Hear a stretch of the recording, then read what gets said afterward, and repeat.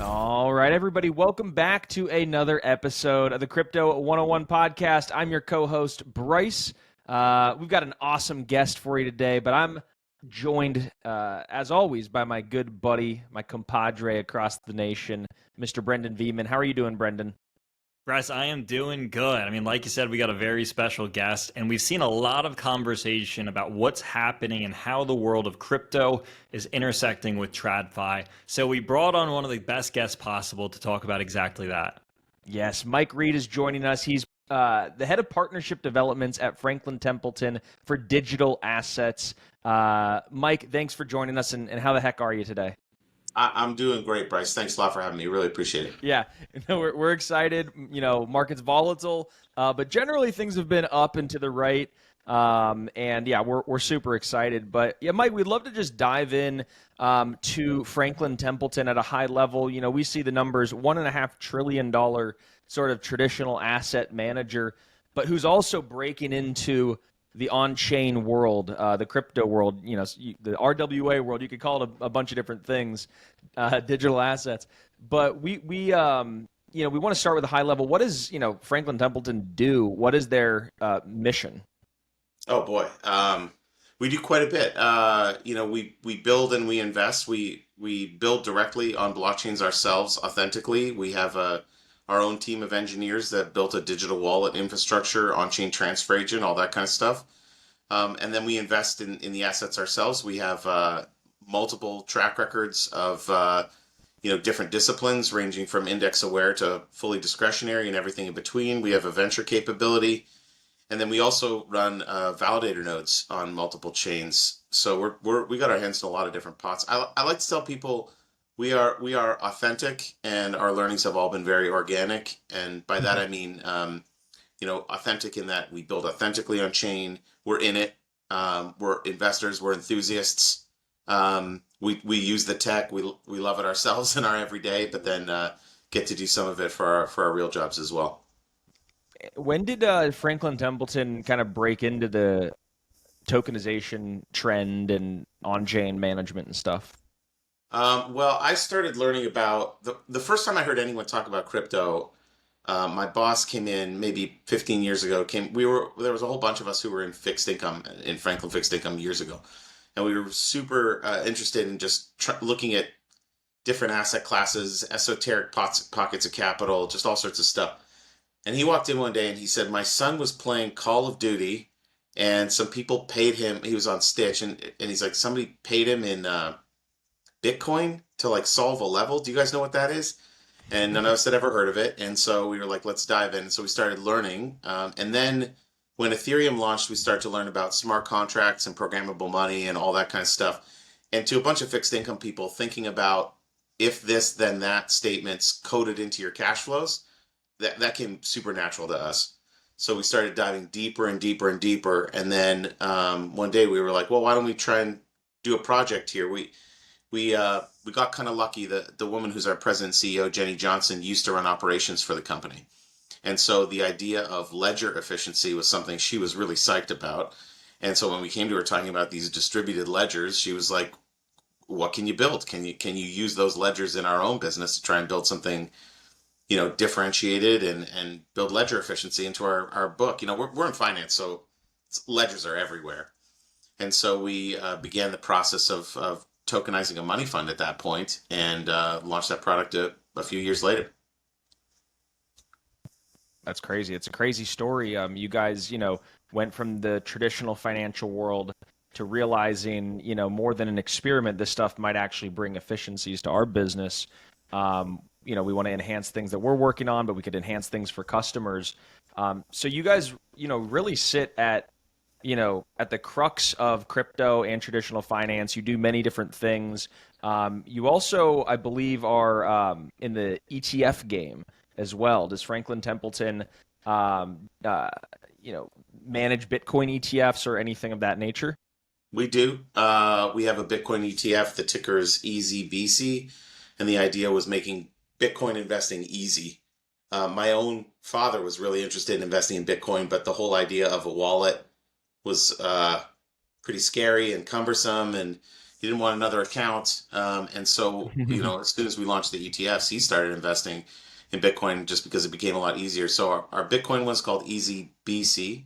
Our Ethereum one is Easy ET. And then a product I really like is one called Easy Peasy, which is a multi-token product that adheres to an index. And what makes it into that index are assets where there's potential for value accrual and stuff like that, but that have been approved by the regulator.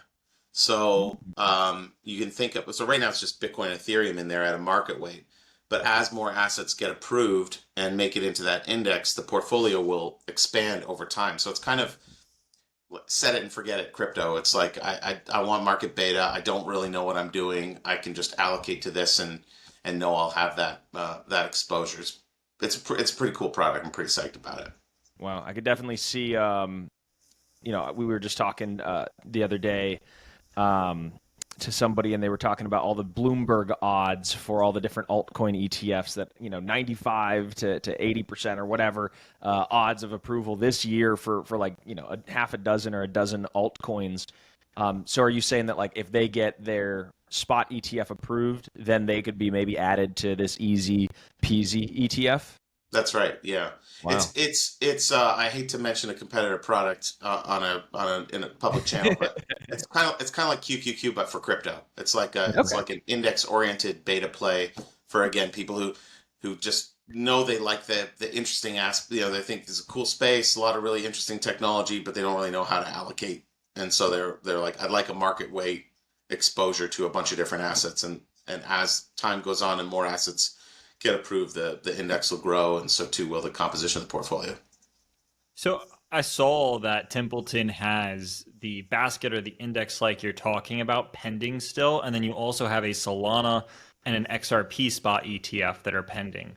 Is that is the basket that you're talking about right now that one that is pending?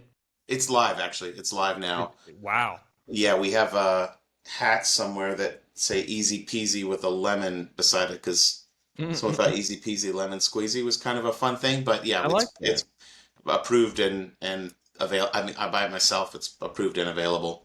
That's awesome. And then you have a couple more that are on the way. I guess walk us through the mindset here, because now what we're seeing is that a lot of asset managers are exploring beyond Bitcoin, beyond Ethereum, and they are creating these baskets or these indexes where they can encompass all of the products that they get approved for in the future. And there really is just this push right now to get other altcoin spot ETFs approved. I guess, why is that, and what's the interest there?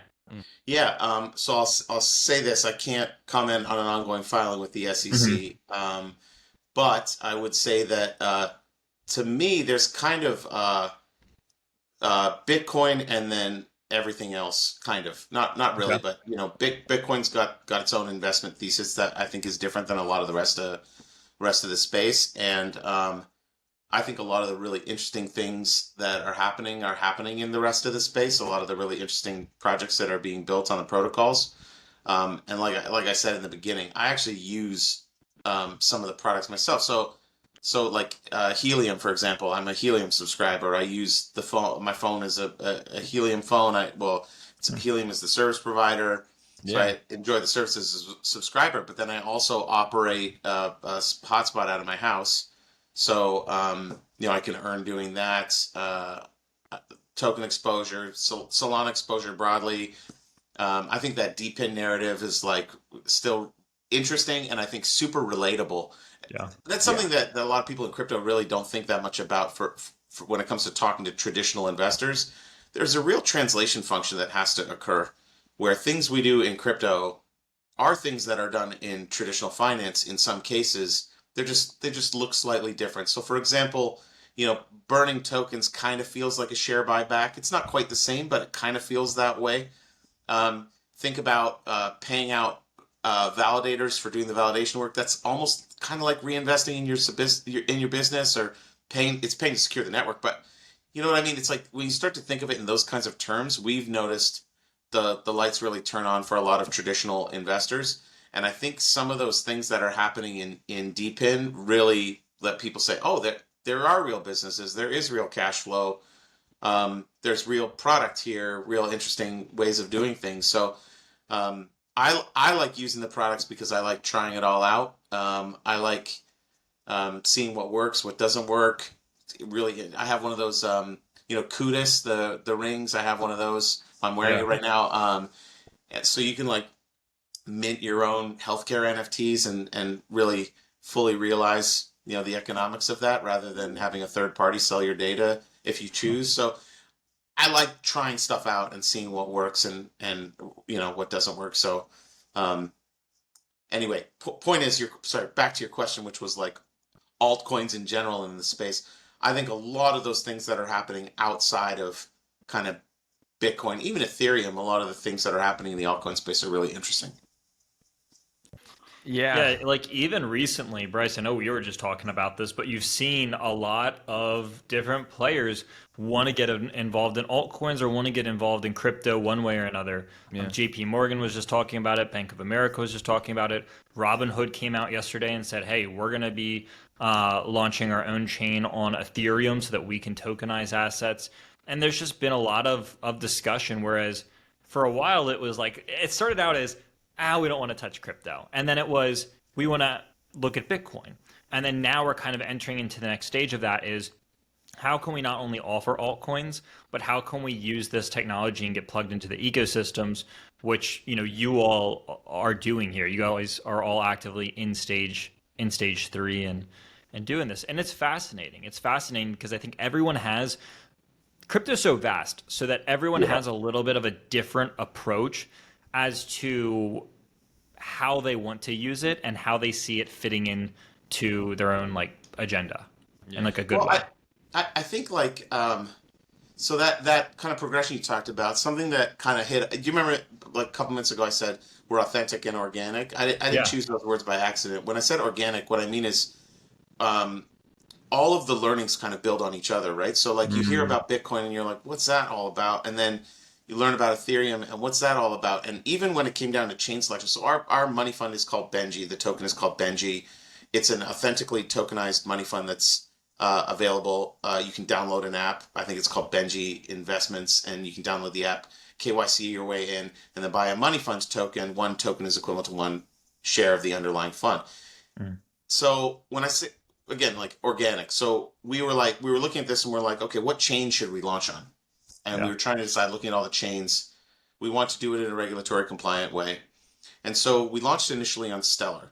And one of the reasons we chose Stellar as our launch partner was because Stellar at the time, things changed, but at the time didn't have any smart contract capability. And it felt to us like from a regulatory standpoint, that was just a cleaner story. Okay. So we launched on Stellar. But when we're choosing the chains, you start to learn some of these chains, they have different like transactions per second, certainly different cost structures available. And so you start to say, okay, well, if all these chains have like slightly different cost structures, are there people who are interested in them for different reasons? And then you start to learn about the communities on them. And so then we started saying, okay, well, we want to be available wherever those communities have a desire. So we started expanding. So then we went live on Polygon, Aptos, Avalanche, Arbitrum, ETH mainnet, Base, and then Solana a couple months ago. And so you start expanding to go to where the users are. And then where all the users are. Nobody's Well, on Stellar. yeah, I mean, we're trying to be in as many places, but again, like meet people where the demand is, And Right, then yeah. and then you're like, okay, so these tokens, like the price of them moves around. Are these investable assets? And what happens if I just equal weight them? What happens if I use like factor based investing? What happens if I just have like a, I don't know, like an infrastructure thesis or whatever? So you start to learn all these things and how the assets move over time. And what becomes super apparent to you the deeper you go is how not only is this asset class big and it can't be ignored for that reason alone, right? Like it's a huge asset class. It's bigger than US high yield. So you can't ignore it on that reason alone. But then you say there's really compelling narratives in here for me to want to invest in. So that like altcoin thing that you mentioned is something that became apparent to us right away, like really early on. So that's why we started building track record, just to kind of build on looking further and further out and seeing what else there was available to invest in. It's so cool because, you guys are like a traditional financial firm but you're not just focused on like tokenizing treasuries or, whatever, just make, I mean, you're doing that, but you're also doing so much more in the space and kind of really rolling up your sleeves and, making this stuff from the ground up. And so, yeah, I like that organic and authentic sort of motif throughout everything that you do. But I want to dive in specifically to that money market fund on Solana. You guys chose Solana primarily because of its speed and security, or what kind of went into the thought process there with Solana? Yeah, so I would say with all the chains that we launched on, and Solana is certainly like exemplar of this, is that we have two kind of basic frameworks that we look at. One is a tech suitability framework, which is available in our prospectus. It's something codified into the way that we build. So just make sure the technology works for us. And then the other thing that we look at is kind of a business development suitability framework. So like I said, like meet the users where they are. Are there enough things happening on this chain where we might be able to integrate with different projects, where it makes it kind of like, you don't want to just dev on a chain and then have it live with no assets, because you paid to have that work done. You want to be able to have, different economic opportunities present themselves, I guess. Yeah. And one of the things that became really apparent to us early on, like this organic thing. By the way, if these answers are too long-winded, feel free to say like, "Hey, man, I love them. No, they're great. Okay. I never.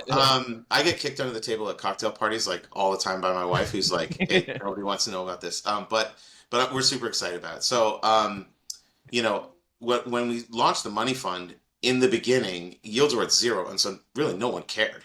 Right. And what happened was rates started to back up, and right as rates were backing up, Silicon Valley Bank failed, and there were a lot of Web3 natives who had treasury at Silicon Valley Bank, and they didn't want to park it in a small regional bank again. And so what happened for us is that people knew we were developing in the space. They knew we had engineers. We weren't just tourists. And so they were like, "Would you guys take our money? Could you hold on?" So we developed this like thought exercise, for lack of a better term. We developed this like really thing that we were high-fiving about, but no one cared about. And all of a sudden everyone cared. Yeah. So, but what became apparent to us really early on in that journey was that this is not a money fund. If you talk to people about this, like I work in partnerships. My sales is not in my job title for a reason, because we're not selling a money fund. We're talking about a tool that can be used in different ecosystems. So we started thinking to ourselves, okay, if people are going to use this as a financial tool, what kind of functionality do you want? Because there's a million money funds already in the market. They all work with the existing systems.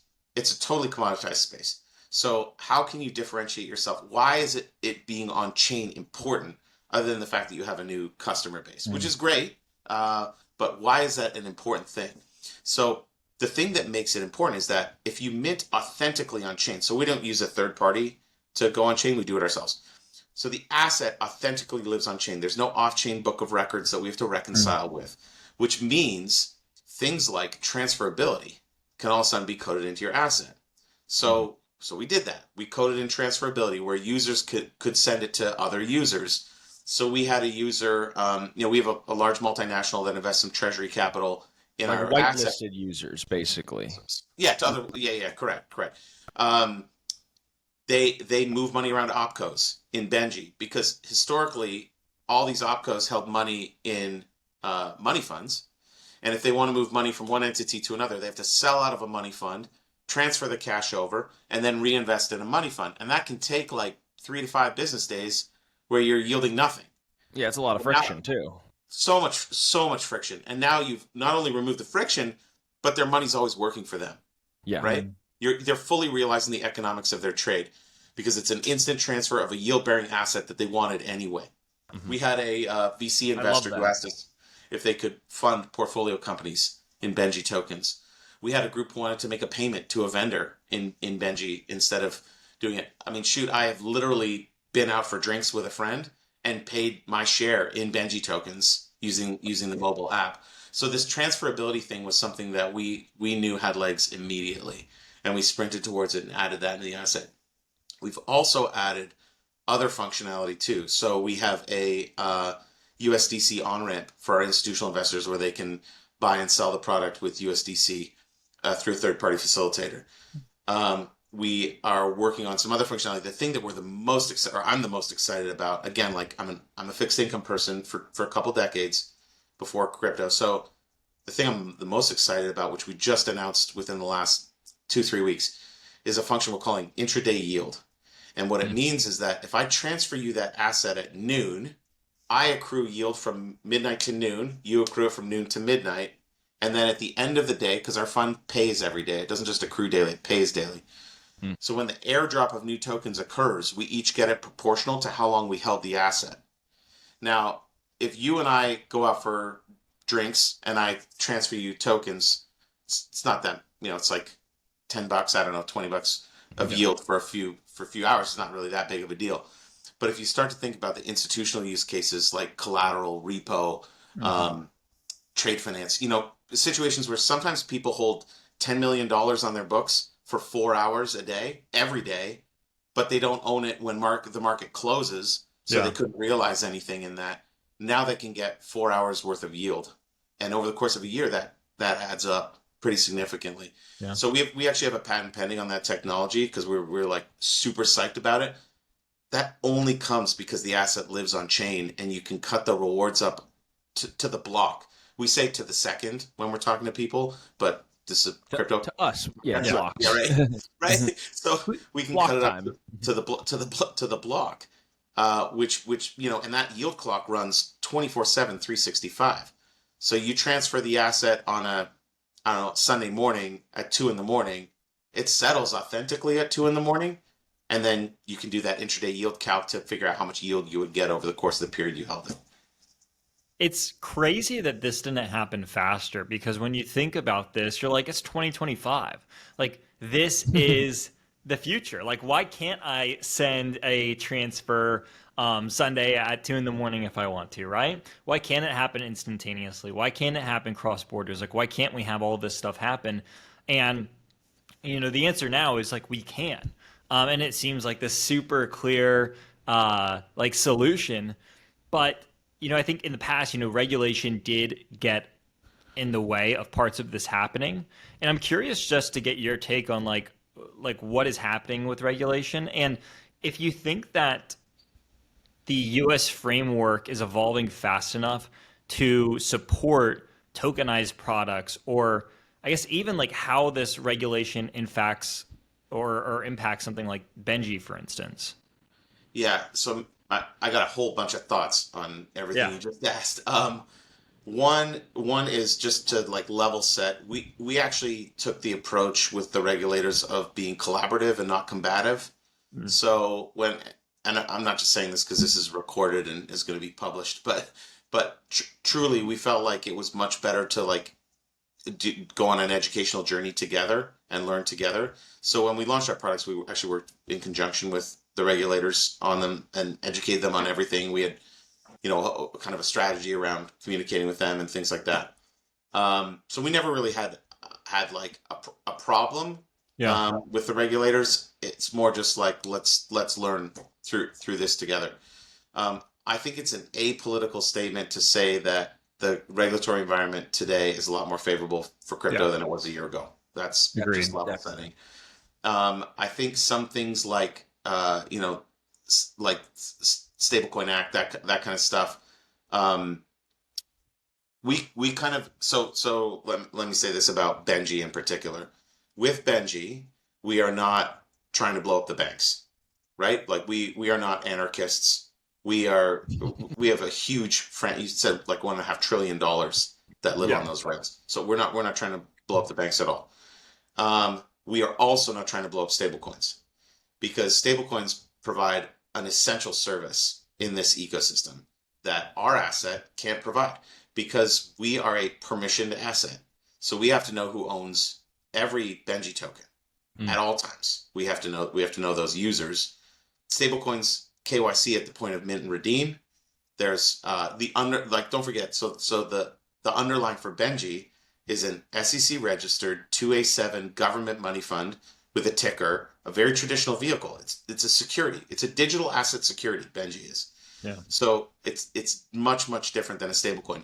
So we kind of think about like if stablecoins are your crypto checking account, Benji can be your crypto savings account. Mm. It's That's a good money one. can move freely between those two things, and one provides an essential service. Well, I would argue both provide an essential service because people want to yield on their assets and people want to have their money always working for them. Like I said, fully realizing the economics of your trade. That to me is a huge part of the ethos of crypto. I got a question on all this to this point. You know, why do we even need to have two separate things? Why can't our USDC just automatically bear interest for us? Why do we need to have to go from USDC to Benji in order to get that yield? Why can't the USDC, which is already backed by short-term government debt or whatever, why can't it just automatically flow through to holders? So I'm not a securities lawyer, but I think if you start paying out that income, then you start bumping up against securities regulations. Mm-hmm. And the key difference here is a stablecoin is a stablecoin. Benji is a digital asset security. So things like KYC controls are deep in place for us, and they aren't necessarily as stringent for stablecoins. So they're kind of I totally hear what you're saying, and but they're kind of two separate things right now. Yeah. I mean, in the future, who knows? But I know people can't have our cake and eat it too. Maybe not yet, or not now, but I think that's something that a lot of people are looking at. And I think codified into the legislation is that stablecoins can't pay yield. So right, yeah. So you can't like automatically be yielding or something. Yeah, I think that's because then all of a sudden they start to bump up. They start to look more like a security. Mm. Okay, interesting. What do you think about that, Brendan? Yeah, I mean it's fascinating, especially when we have so much going on, especially in regards to stablecoins. I think that's the part that's fascinated me the most here lately, with the Genius Act going and being like at the forefront of conversation and seeing how people want to interact with that. And just also the reaction that we've seen from the TradFi markets. And immediately, I think it was when it passed the Senate like a week or two ago, when that happened, we saw a huge reaction from, it was JP Morgan, Bank of America, there was one other, and then even, I think it was, who was it? I think Citi. Yeah, they all announced they're like doing a stable coin together. Yeah, and then I think Amazon and one other player also came out, and it was just like companies, like financial giants. Everyone all of a sudden was like, "Hey, if this goes through, like it's the green light." And Uber, I saw as well, alluded to including stable coins into their application too. It's probably going to just end up being as easy as Apple Pay. Like I use Apple Pay for everything. You know, you double click on your iPhone on the side and then you just have your cards loaded in there. You'll probably just have like your wallet just in there already. I think sorry, go ahead. No, I was just going to agree and say I think what Mike has said so far, and probably what you're about to say, helps everyone understand like the pros of this and why it's happening and why it's being used. And again, back to just the original point, like it seems like a logical decision, and you've made a great like point for this already. Well, I mean, let's remember one thing about stablecoins. If there's no adoption, then no one will care. So you have to find use cases for the stablecoins. You're right. There's quite frankly, there's been product proliferation in the stablecoin space for quite some time. I know the U.S. regulation is relatively new, but this is a narrative that's been told for a long time. Yeah. And what we found is that there's people who have created new stablecoins where those projects have taken off because there's tremendous use cases for them, and then there's others that have not. And usually it's something like the asset can be used in pair trades. There's, spending venues for the asset. There's all these kinds of things. And so I think if you're going to, like saying you're going to launch a stablecoin is one thing, but having a real business strategy around it is a whole other, ball of wax. And you have to figure that second part out before you can launch it with confidence. because quite frankly, I think there's a lot of people who already have that business strategy set up and are have built successful ventures in that space. Yeah. No, I love it. I'm curious, do you see the world kind of evolving more like I feel like there's two pathways, and maybe we'd probably go down both pathways. Pathway one is like centralized companies, kind of like what Robinhood announced, like basically trading, stocks on chain 24/5 or whatever. But you're like doing it through like this permissioned world, or do you kind of see like this other world unfolding, like where you're trading, tokenized stocks on Uniswap, like permissionlessly, and other sorts of, products that are, and assets that are issued by folks like yourself, or the team. Yeah, I'm going to say a little from column A and a little from column B. That kind of a cheap way, but it really feels like there's both worlds have evolved. People are exploring institutional DeFi right now, and I think there's a lot of really interesting things happening there. Again, going back to that idea of translation function, the looping strategies feel to me just kind of like leverage, which so not that there's anything wrong with that. I'm just saying like that to me, like I look at that, a spade. immediately you're like, oh, I know what that is. A lot of these constructs. So I think figuring out what to do with these kind of permissioned assets in some of those permissionless spaces, and a lot of people are sorting that out right now, is going to be kind of a next big hurdle for large institutions like us to get involved in that space. Yeah, no, it makes a ton of sense. And like, do you think that like people are going to be having more and more wallets, or do you think the banks are going to be integrating wallets and people aren't even going to really know about it? Like, I'm just kind of curious, like what you think about from the UX perspective, how people are going to be most interacting with crypto. Is it like going to just be under the hood? They're on Bank of America. They don't even realize they're using crypto. They're just, having a better, experience, 24/7, 365 access to their money and their assets. Or is it going to be like they're going to be on different newer wallets and platforms and stuff? So borrowing from my colleague Sandy Call, who's the head of innovation at our firm, Sandy's long had a thesis that the wallet is the account of the future, and all of these assets can live alongside each other. And I definitely, not just because we work together, subscribe to that thesis. I think that and I've heard different people say things like, when everyone just thinks this stuff is money, we'll all be a lot better off, but about it. But I think it's not just going to be invested assets or investable assets. I think it's going to be other things that are living alongside those things. Like you have an NFT. So like Sandy and I were both big Pearl Jam fans. So say you have I like Pearl Jam. So say you have like child of the 90s, but say you have like a Pearl Jam NFT that might give you royalty rights, maybe a meet and greet with the band every year, the new album, like whatever it is, say it gives you all these kind of benefits.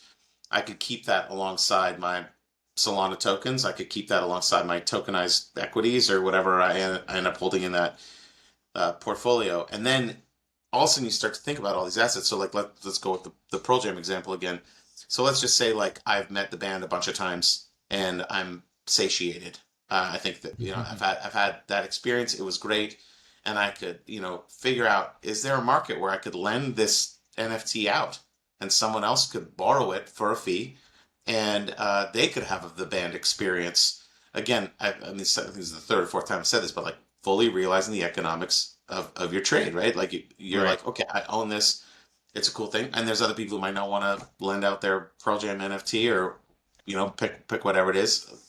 The sports team that sells an NFT to, like the Green Bay Packer shares, that kind of idea where you could lend that out for some kind of benefit. I think all of these assets are destined to live together. So I think for advisors, traditional financial advisors, thinking about asset sourcing is going to become paramount, because they're going to have wallets on chains where they can source good investment ideas for their clients alongside things that investors are passionate about. Because what we've seen over time is the investor desire to have assets that mean something to them emotionally is consistently going up over time.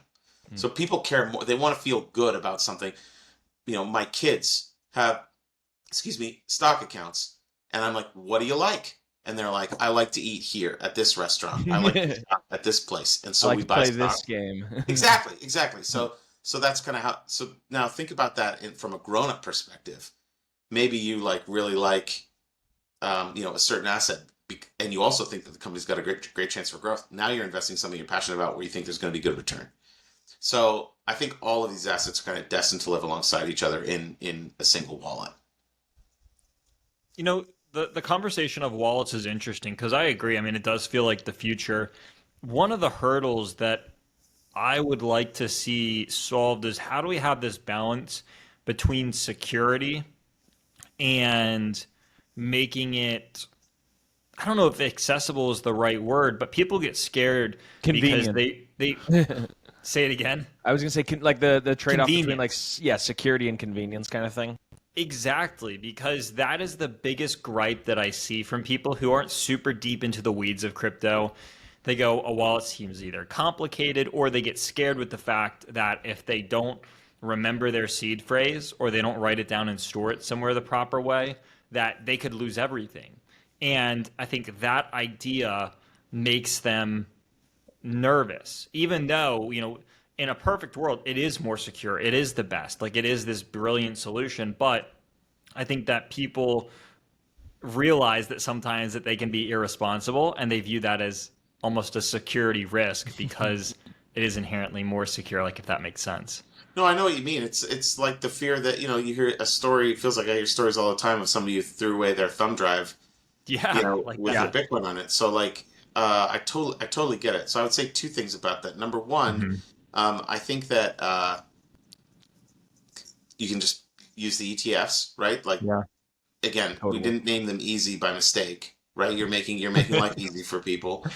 But then number two, I think it depends. There is always, with any adoption of technology, like, there's time until that technology gets accepted and more broadly used and things like that. Now, you could argue that to someone like my kids, having to write down a seed phrase is like, my oldest is 16. So you could argue Yeah. that for, like, my 16-year-old having to write a seed phrase, not a big deal. He doesn't really Uh-huh. care. You could also say he has nothing. He has no money. He has no assets. He's broke all the time. He has to borrow money from us for gas. So, like, And I'll never I, let him forget it. no, you can't. But but you so you could argue, like, someone who has nothing has a very low risk if they Yeah. lose their seed phrase. It's a good Yeah. point. But I think over time a lot of these things will become institutionalized, and that user part of it is going to become the experience is going to become a lot better. And I'm sure in the early days of like the internet with like passwords and all this stuff, people probably got the same kind of scare back then. They're Sure. like, "Hey, this is new. What do you mean if I don't remember my password or something? You I think lose people? access Yeah, to all this." nobody wanted to put their credit card on Yeah, online ever. I remember those days even. Sure. yeah. And there was Well, I nervous mean, about. so like, totally. For our Benji product, I'm not trying to sell you a money fund, but for our Benji product, we have biometrics, right? So, like, it scans my face and then logs me in Ah, once you set it all up in the account. And what's happening in the background is that we have spun up a wallet for every client. Every client gets hmm, their own wallet yeah, on chain, so that you're kind of like obscuring that seed phrase portion of it with our wallet infrastructure. So, like I said, like, I think a lot of the UI for this stuff is going to change over time. But man, I really think one of the best things that anybody who's never experienced this space can do to learn about it is, like, the great thing about it is these assets can be cut up in these infinitesimally small amounts, which means you don't have to have a lot of money to try things out and just yeah. see what works for you. I think my first crypto account was maybe 500 or $1,000. I can't remember. Hmm. It wasn't a ton of money at the time. It felt like a lot, but it's not a lot of money. It was just like, let's see what this is all about and see what happens here. And then the first time I went out and I bought an NFT, and then I moved it from the provider's wallet to a different wallet. And then there's this period where it's like not sitting in any wallet, and I'm freaking out, like, oh my gosh, I just lost that. And then all of a sudden it shows up, and then you learn, oh, the block had to be written, right? That's Right. that's what was going on there. And so you learn these things by doing it over time. It's not just like investing in something where you're like, I can feel the volatility, so I understand how the asset performs. It's also understanding the underlying tech and why these things are good. That really helps you, I don't know, feel good about not just investing in this space, but participating in it as a user as well. Totally. It helps you kind of strengthen your conviction too. Yeah, for sure. I've got one final question because we were just talking to Matt Hogan from Bitwise the other day, and we were asking him what he thinks about the future of the ETFs. Because so far, I mean, the Bitcoin ETFs have gone down in history as like the most successful ETF launch ever. And my question to him was like, can we continue to see that same level of adoption and growth and inflows? Because it seems like it's been monumental, but is that something that is sustainable or can be actually increased from what we've seen so far? And his response is, we're actually anticipating it to beat last year's record this year and then beat this year's record next year, and saying that he thinks that the adoption curve is going to continue to improve and surpass what we've already experienced. At Franklin Templeton, what do you all see? I guess, what are you all expecting in terms of adoption and just overall performance when it comes to these digital assets? The assets or the ETFs? The ETF Like inflows. the ETFs. The ETFs. So I don't know if you're familiar, but there are these filings called 13F filings, where you can see who owns the assets. But there's a cutoff where if it's an advisor that manages less than, might be 100 million, I can't remember what the number is, but you don't get to see who it is. If you look, the vast majority of ETF assets are owned by that unknown bucket, which is like people like me. I buy our ETFs through a retail brokerage account, and there's nobody advising me on that. It's not advisory business. It's just I buy them. Retail users buying the ETFs. I think there is a huge potential for growth here when you start to see the advisor community start to adopt these assets in overall portfolio models, thinking about optimization. We've actually gone to again, old fixed income person. I was raised on correlations, efficiency frontiers, Sharpe ratios, like all these investment metrics, right? Is kind of what I was raised on. You start plugging these assets into some of and to figure out what the metrics look like. It turns out the investment metrics historically have been really good. Yeah. So it's really a question of, like any asset, it's really a question of how much volatility are you willing to assume for the reward that you're getting for that volatility. Am I getting paid for the vol I take, and then how much vol am I willing to take, I guess is another way of putting it. And I think, or we think, and we have papers put out about levels of allocation that people should have in portfolios and things like that. We think that as the traditional investor community continues to adopt these assets and look to them as a way to invest in really exciting new novel technologies, there's tremendous potential for growth. Somewhere between 1% and 10% is the right allocation, you think, for kind of the average? I guess there's no like typical person, and of course nothing's financial advice, but how do you kind of pair it? I know I saw Rick Edelman, who's a big wealth advisor, said up to 40% for more risk-seeking clients of his. I saw that as well. I'll tell you, I am a raging crypto bull. This is my career. But it's also my passion and my interest. And at any point in time, our family's net worth sits somewhere between 5 and 10% in crypto. Because as much as I love crypto, I love knowing that my kids' 529 plans are funded, and knowing that I can make my property tax payments. Knowing that kind of the things I need stable cash for are going to be able to be serviced. So fixed income guy. What's that? Fixed income guy. Yeah. I mean, sure. You could say that and say like maybe I don't have an appetite for volatility, but like I have an appetite for a lot of volatility in certain parts of my portfolio. But again, like I don't want to not be able to afford my house because I bought something super volatile and it went down a lot in a year. So I think we're actually, if you look at and I don't know what some of our official models state, but I'll tell you this: if you look at efficiency frontiers, like Markowitz efficiency frontiers, these are like classic portfolio theory things. You get a significant lift in your portfolio from a risk and return perspective by just including 1%. And there's a lot of people, take 1% out of equity and put it into crypto. You get a really nice pop in return for a really small pop in volatility. And if you think about just nominal risk, like if it goes to zero, what happens to my overall portfolio? Fine. If you think about just like the stomach risk, um, it's 1%. But you have to remember for investor portfolios, and I think when you hear people like say massive numbers in terms of allocation, you have to remember volatility of returns directly trends into volatility of relationships. I mean, I hear a lot from my dad when Bitcoin is over 100. I hear more from him when it's under 100. And like, you have to remember this is kind of the way, and I didn't give him any advice. He just did it, right? So like, Yeah.